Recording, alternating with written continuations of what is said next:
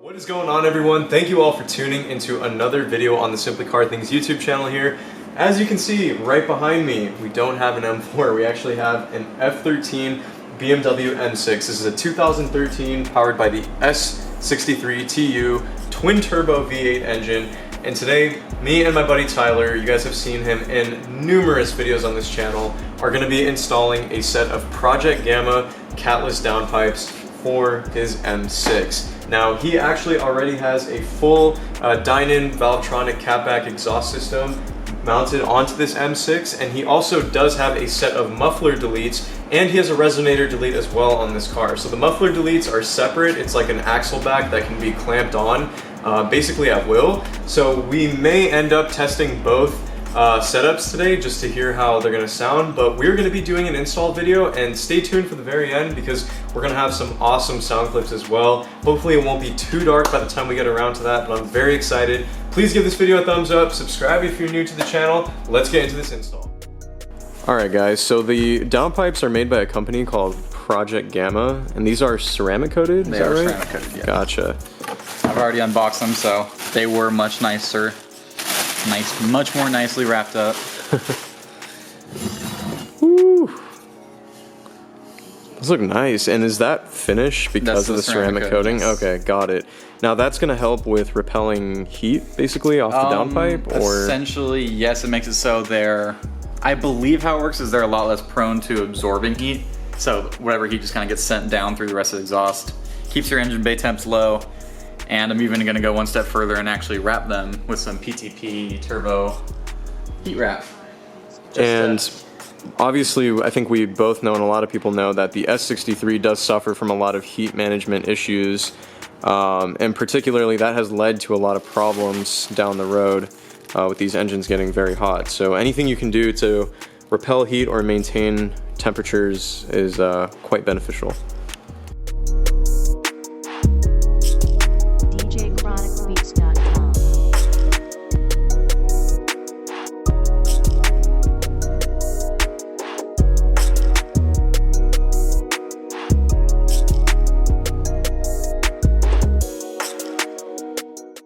Alright guys, so the first thing you want to do when doing a downpipe install is disconnect the negative terminal of the battery. That's because we are going to actually be disconnecting the grounds from the ECUs, so just better safe than sorry. You don't want to mess anything up with that, which I've done before. Ask me how I know. Spark plugs. 10mm, by the way. So just lift it off, put a towel under it, and that's pretty much it. Make sure not to close your trunk or anything while the battery's disconnected, and make sure all your doors are unlocked. Obviously, you're gonna want to pop off your engine cover. It's kind of like a duh thing. There's our S63. So, Tyler, you wanna go ahead and show them what's going on here? Yeah, sure. So, essentially, these two are the ECUs, like I mentioned earlier. You don't wanna mess anything up with that. So, this whole bracket needs to come off. That's just what the ECUs are mounted to. And underneath this heat shield, that is where the downpipes are. So basically just getting to them is the first step. So first things first, these ECUs are held on by these rubber grommets. You also need to remove these little things that might be in the way. As you guys can see as well, in the V of the engine, the turbochargers are actually located right there. There's your left side and then right side, I guess from this angle, left and right. Funny thing that's pretty interesting, now Tyler's dad actually had an M6 Grand Coupe formerly, which was an LCI M6. Now this is a 2013, so it's the first year. These use Garrett factory turbochargers, whereas one thing we did notice was that the 2016 Grand Coupe M6 actually used Honeywell turbos. So it seems that they switched the manufacturer at some point. Not sure what the reason was for that, or even if the turbos are potentially different in terms of their hardware, but just something to note. So I like to loosen this expansion tank for the coolant expansion tank. It's just held on by one bolt, gives you a little more room to pull the DME off of its little rubber grommets that it's connected to. You can see it has these little male ends that go into this rubber grommet down here, and there's 4 of them each corner. So just pop those off, and then you'll have access to the 4 bolts that hold on this guy, which I believe are T30s or T40s. Alright, so this is the other side. This is the second DME. I'm not sure why this car has 2 or how any of that really works, but I have a nice mess of wires here because I have a Dynontronics tune, so that makes everything nice and in the way. just go ahead and pop off the 4 corners. And that's nice and out of the way. Also, I mentioned earlier for disconnecting the battery, these are the grounds to the DME. They're held on by a 10mm. There's one per side. They both need to come off, and yeah, so disconnect the battery just for safety reasons. There's 4 bolts that hold this whole bracket on right here, and they're in these little holes down here. There's 2 on each side. Kind of hard to see. It's a T30 down in there. Remove all 4. Definitely helps to hold a magnet next to it just so you don't lose those bolts in the engine bay. Ask me how I know. I am missing one over there actually, but yeah, so remove those 4, undo the 2 grounds, and then this whole brace can come out.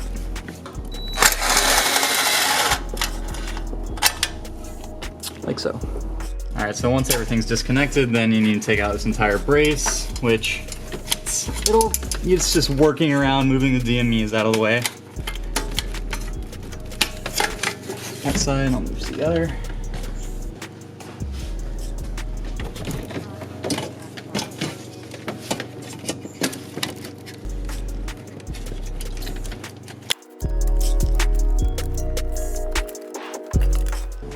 Alright, and also the coolant expansion tank has a little grommet on the bottom of it that sits in there, so just make sure to pull it off that as well.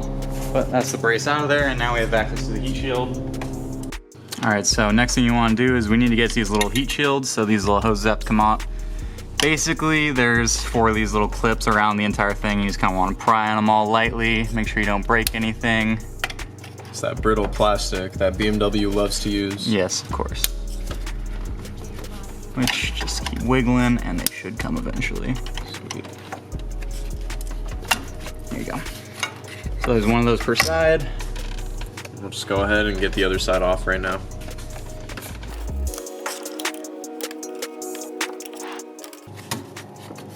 There you go. We have access to 2 bolts down here. They're kind of hard to see. I could try to touch it with the tip of the screwdriver if you can get a shot in there. Yeah, it looks like a, kind of, I believe it's like an E8 or an E10, I'm not sure, the reverse Torx. So you need to take, there's 2 bolts holding in these heat shields on either side, so you need to zip those off real quick. So I don't have that female Torx bit, the E6 I think it would be, but a 6mm does actually work. Just be careful not to strip anything out.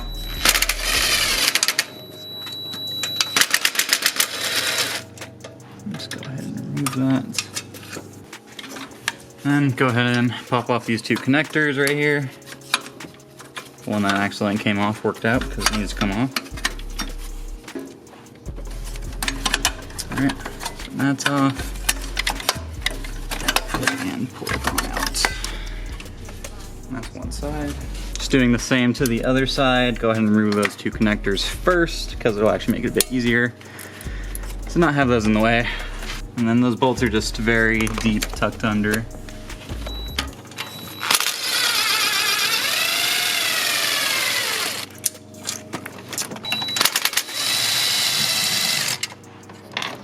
And that's the last one. All right, so then just go ahead and remove that second heat shield. And now we have room to get to the main heat shield. so many heat shields. Oh man. A lot of heat right there. Hot V setup with the twin turbos. Yeah, having true. the cats right at the back of the engine makes a lot of heat. All right, so next thing you want to do is we're going to be removing these 2 top O2 bungs. Need a specialized tool for it. Just basically it's to, what is it? My bad. Cut all this out. All right, so it's a 22mm socket with a notch cut out of it, so you can actually slip the wire through it and then slip it over your actual O2 sensor, which just makes it a lot easier to get out since it's tucked so far in there, you know? Right. Go to a different angle here. Now, is the O2 sensor on there pretty good? It's like, it's all right. Give it some force. It's not too bad. Nothing crazy though. Break the initial thing and then should even be able to do it by hand.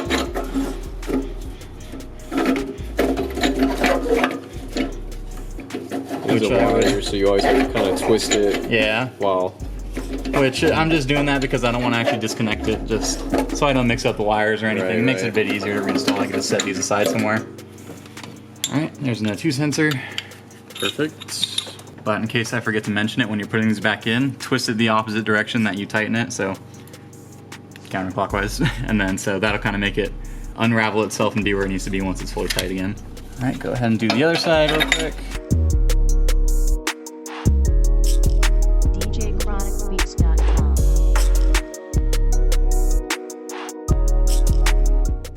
All right, so now we're taking off his main heat shield. There are 6 T30s, 1 toward the front and then 2 toward the back. Same for the other side. Go ahead and take all those out.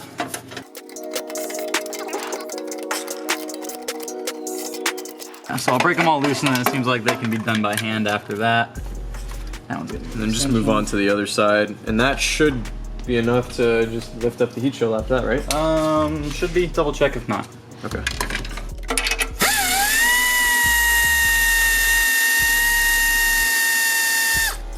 Be able to just remove the heat shield now, like so. And there are the stock downpipes. Yeah. Lots of dust just when you flipped it over. Awesome. Woo, those are fat.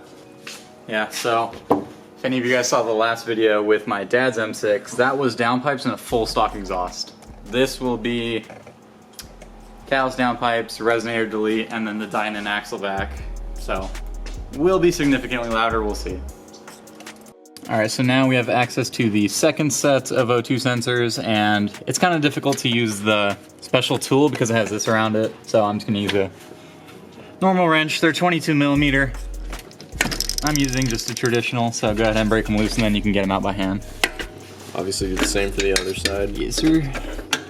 Gotta include that just for the ones that lack common sense. This is lefty. Yeah.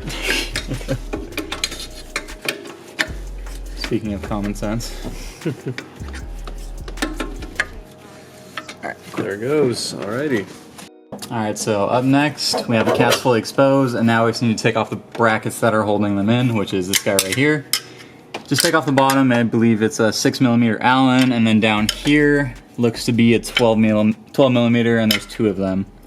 So once you get rid of this, go ahead and undo this guy as well, just so this bracket is out of the way entirely. So yeah, more space to work. Loosen those 2 up.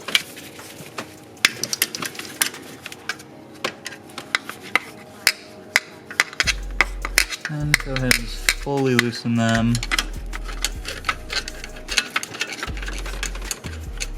Like so. Alright, so go ahead and loosen this top guy as well. And what size is that one again? On the top? Also 6mm for these 2 front brackets. Okay. And these brackets will not be reused with the Project Gamma and Downpipe, so go ahead and throw them in a plastic baggie and label them in case you never need to reinstall your stock Downpipes. And voila, do the same for the other side, and then we'll move on to those bottom 2. Yes. Alright, so now you can just show this side. There are 2 bolts for these lower brackets. They are both 13mm, or 2 nuts I should say. So just go ahead and take those out. Alright, once those brackets are loosened up, next thing we're going to do is loosen these 2 V-bands. And these are actually very nice because they have a hinge in them so they can fully open, unlike if you ever done a downpipe on an N55. They're kind of fixed and don't really get much play, but these are very easy to do. What size is that socket that you're using right now? It is a 13mm. Okay. So see how they hinge and they can open fully? Makes it very easy to remove them entirely. Yeah, that's way easier. Alright, so now we have the car up on jacks, and there's a little bit of work that needs to be done underneath. There are 2 11mm bolts per side that go into the bottom of the downpipe that connect the rest of the cat back to the downpipe. Those 2 need to be removed. I've heard you might need to take off the undertrays to get to them, but I'm gonna see if I can just finagle a swivel joint up in there and avoid that. And then there's also an exhaust brace that needs to be undone. There are 8 13mm bolts, just so you can get a little more play with the cat back and lower it down enough. So let's get that started. This is the cat back, and that's where it connects to the downpipe right inside of there. As you can see, there are 2 bolts, 1 on each side. Those 2 need to be undone, and then we'll go from there. I do believe you don't need to take off this under tray. If you have a swivel, you should be fine. Alright, so next thing, just lower the car down a little bit so you can reach the downpipes and pull out the stock ones. Alright, now should be able to just pull out the stock downpipes. Easier said than done. It's kind of tight in there, especially with these big stock cats, so we'll see how it goes.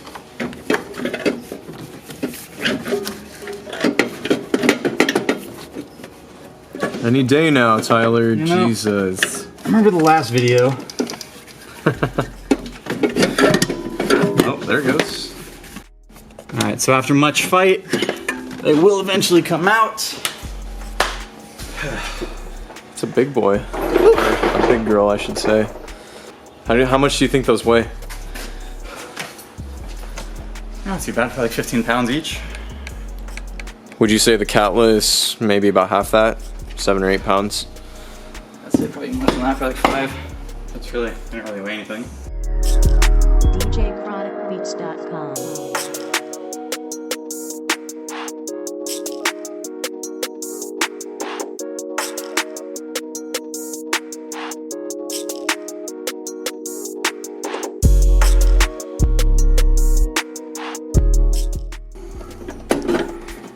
Apologies for the lack of lighting, guys. I have a flashlight in one hand, holding the camera in the other.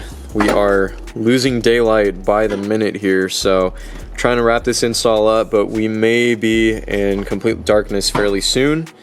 Obviously, putting everything back together might be a little bit of a challenge, but it's for sure gonna take some time. Everything is buttoned back up now and getting ready to start it, test for any leaks, see how it sounds. So, initially I had buttoned everything up from the top and then went to the bottom. Pro tip, don't do that. Start at the bottom, make sure everything fits well down there, and then work on the top. Because I was having a lot of fitment issues up top before I even started on the bottom, and then I went to the bottom and nothing fit at all. So disassembled everything, did the bottom, everything up top fit perfectly. So now everything is good to go, all buttoned up. Just need to reconnect the battery and give it a start. In terms of the downpipe that was fitted to the left side, did you have to make any modifications to the bracket that was there? I was trying to, but I believe that I wouldn't have had to had I started from the bottom. Like I tried to just drill out the holes a little bigger just to, you know, make it. So even with the installation of the downpipe itself, you would recommend working from the bottom and then moving up to the top? Yes. Gotcha. All right, I guess let's start it up and hear how it sounds, yeah?